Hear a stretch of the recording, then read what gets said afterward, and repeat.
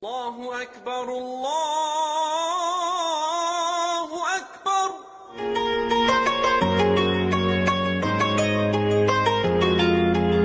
Bagi sebagian masyarakat Indonesia mungkin sudah tak asing lagi dengan kata wakaf. Berasal dari bahasa Arab al-waqfu, yang artinya menahan dan berhenti. Apabila kata tersebut dihubungkan dengan harta seperti tanah, maka harta wakaf yang sudah diwakafkan pemiliknya dilarang dipindah tangan dalam bentuk apapun. Wakaf menjadi salah satu bentuk ibadah sedekah jariyah yang pahalanya terus mengalir sehingga kerap kali diamalkan oleh sebagian masyarakat muslim Indonesia. Biasanya harta benda yang diwakafkan masyarakat berupa tanah untuk kepentingan umat muslim seperti masjid, tanah makam, pesantren, atau yang lainnya. Karena bersangkutan dengan tanah, pemerintah memberikan peraturan khusus terkait ibadah wakaf yang tercantum dalam Undang-Undang Nomor 41 Tahun 2004 tentang wakaf. Meskipun pada dasarnya wakaf adalah urusan agama, namun pada praktiknya juga diperlukan untuk diatur dalam hukum negara.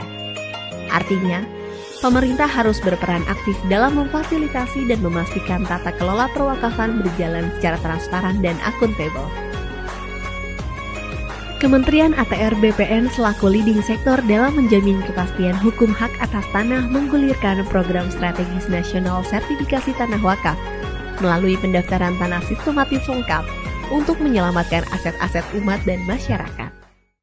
Dengan adanya sertifikasi tanah wakaf, maka akan mengurangi potensi hilangnya tanah wakaf atau hal-hal yang tidak diinginkan lainnya. Melalui sertifikasi ini diharapkan aset-aset wakaf terjaga legalitasnya dan memudahkan dalam pengelolaannya. Kementerian ATR BPN sampai dengan tahun 2022 telah menerbitkan sertifikat wakaf sebanyak 194.066 bidang.